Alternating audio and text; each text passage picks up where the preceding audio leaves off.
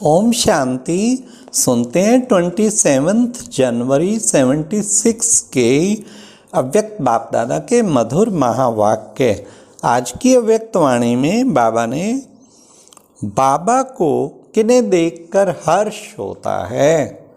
फिर बाबा ने कहा श्रेष्ठ स्टेज को प्राप्त करने के लिए कौन सी दो बातें याद रखनी हैं। साथ साथ बाबा ने वरदाता बाप से कौन से 3 वरदान प्राप्त होते हैं। लास्टली सदा हर्षित रहने के लिए कौन सा पुरुषार्थ करना है। तो सुनते हैं 27 जनवरी 76 की अव्यक्त मुरली। मुरली का टाइटल है 3 श्रेष्ठ ईश्वरीय वरदान। आज अति पुराने सो नए बच्चे अपने निजी स्थान व अपने साकार स्वीट होम मधुबन स्वर्ग आश्रम में मिलन का जन्म सिद्ध अधिकार प्राप्त कर हर्षित हो रहे हैं। कितने सुंदर एक एक शब्द हैं। मधुबन स्वर्ग आश्रम में मिलन का जन्म सिद्ध अधिकार प्राप्त कर हर्षित हो रहे हैं।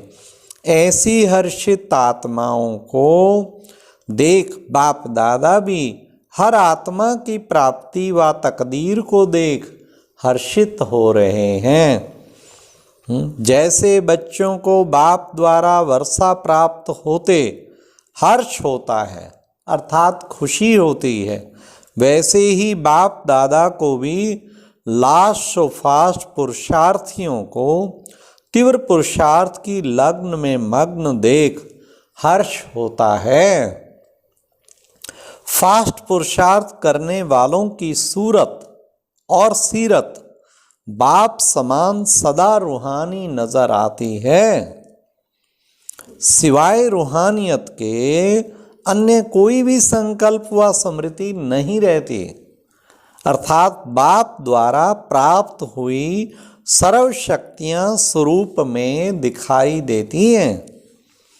उनकी हर नज़र में हर आत्मा को नज़र से निहाल करने की रूहानियत दिखाई देगी। कि इनकी जो लास्ट और फास्ट पुरुषार्थियों की बाबा खास निशानियां बता रहे हैं। ऐसी श्रेष्ठ प्राप्त करने के लिए सदैव 2 बातें याद रखो। एक, स्वयं को अकाल मूर्त समझो। दूसरे, स्वयं को सदा त्रिकालदर्शी मूर्त समझो। निराकारी स्टेज में अकाल तख्त नशीन अकाल मूर्त हैं। साकार कर्म योगी की स्टेज में त्रिकालदर्शी मूर्त त्रिमूर्ति बाप के तख्त नशीन। हर संकल्प को स्वरूप में लाने से पहले ये दोनों बातें चेक करो। निराकारी और साकारी दोनों स्वरूप में हैं। इस स्मृति से स्वतः ही समर्थी स्वरूप बन जाएंगे, अर्थात हेल्थ वेल्थ और हैप्पीनेस का अनुभव हर समय होगा।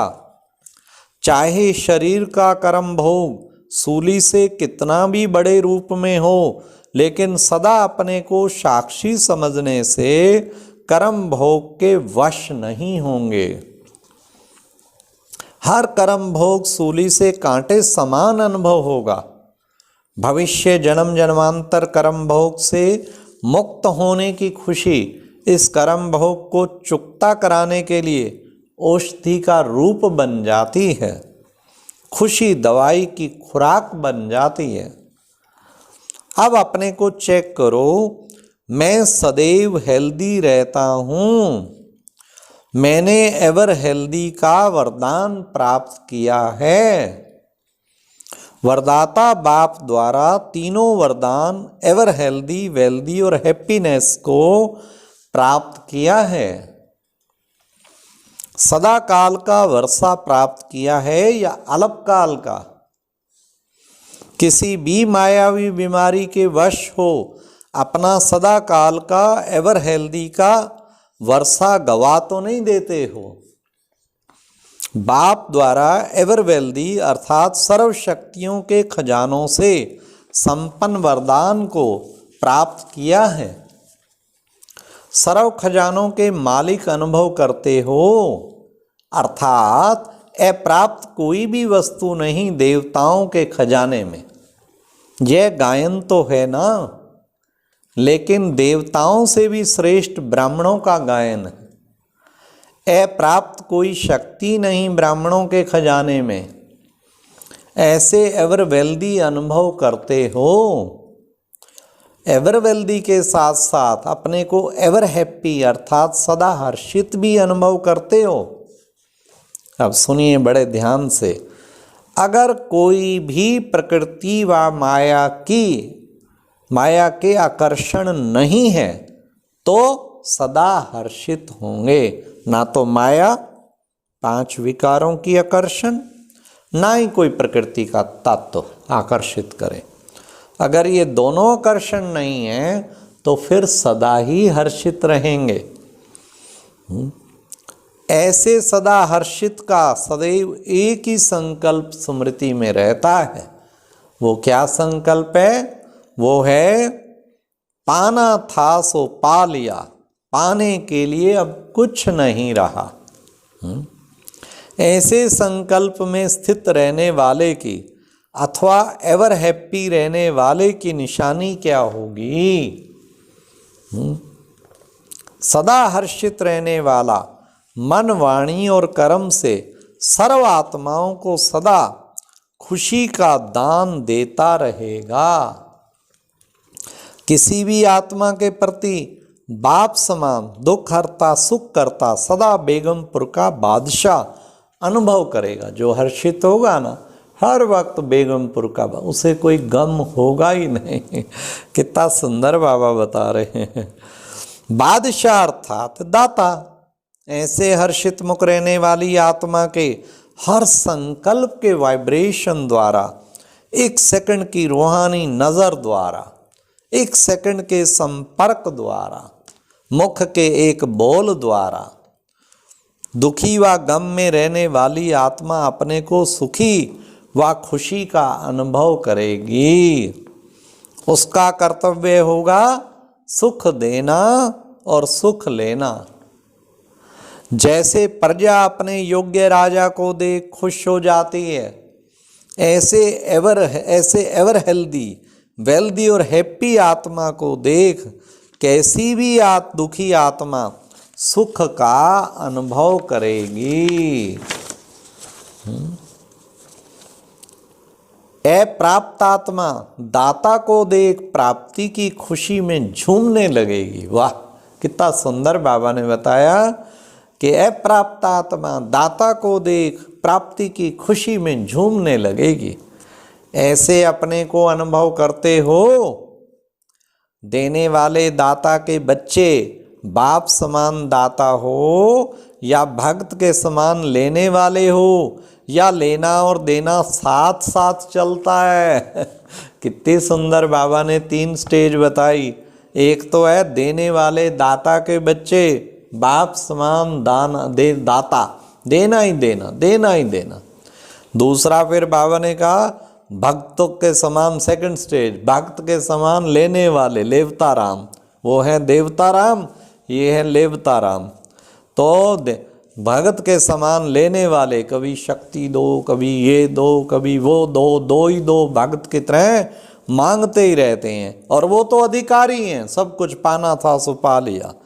तो बाबा ने कहा और तीसरे फिर बताए लेना और देना, कभी कभी दाता भी बनते हैं, फिर लेना भक्त भी बनते हैं, उनका बीच वाला पार्ट है। तो बाबा कहते होना क्या चाहिए? सदा ही देना। तो बाबा ने कहा हाँ, लेना है ही देने के लिए, खजाना है बांटने के लिए और विश्व कल्याण के लिए। अब सुनिए बड़े ध्यान से बाबा क्या कह रहे हैं। हर सेकंड लेने के साथ साथ देने वाले दाता भी बनो, तब ही विश्व कल्याणकारी कहला सकेंगे। अपना लेने और देने का पोता मेल चेक करो।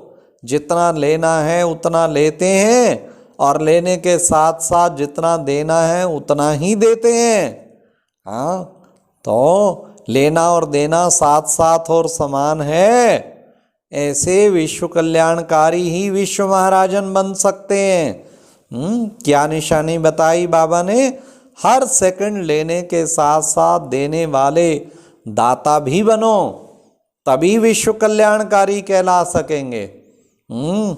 अपना लेने और देने का पोता मेल चेक करो, सारा दिन में दिया कितना और लिया कितना। जितना लेना है उतना लेते हैं और लेने के साथ साथ जितना देना है उतना ही देते हैं, ये चेक करो। लेना और देना साथ साथ और समान हो, ऐसे विश्व कल्याणकारी ही विश्व महाराजन बन सकते हैं। समझा? ऐसे महादानी सर्व प्राप्तियों द्वारा सर्व आत्माओं को संपन्न बनाने वाले, भिखारी को अधिकारी बनाने वाले, निर्बल आत्माओं को शक्तिशाली बनाने वाले, एवर हेल्दी वेल्दी और हैप्पी आत्माओं को व सर्वश्रेष्ठ आत्माओं को बाप दादा का याद प्यार और नमस्ते। तो आज प्यारे बाबा ने कितना सुंदर बताया कि अगर कोई भी प्रकृति व माया का आकर्षण नहीं है तो सदा हर्षित होंगे, और ऐसे सदा हर्षित का सदैव एक संकल्प होगा, पाना था सो पा लिया। और बाबा ने कहा साक्षी समझने से कर्म भोग के वश कभी नहीं होंगे। खास बाबा ने स्वयं को अकाल मूर्त समझो और सदा त्रिकालदर्शी, साकार में त्रिकालदर्शी समझो। तो कितना सुंदर बाबा ने आज हम बच्चों को विश्व कल्याणकारी, वो देना भी और साथ साथ लेना भी, इकट्ठा दोनों काम चले तब समझो तुम विश्व कल्याणकारी हो। यही बाबा ने आज पोता मेल हम सब बच्चों को चेक करने के लिए कहा। अच्छा, ओम शांति। और अब यह एक बहुत अच्छी वीडियो भी जरूर देखें।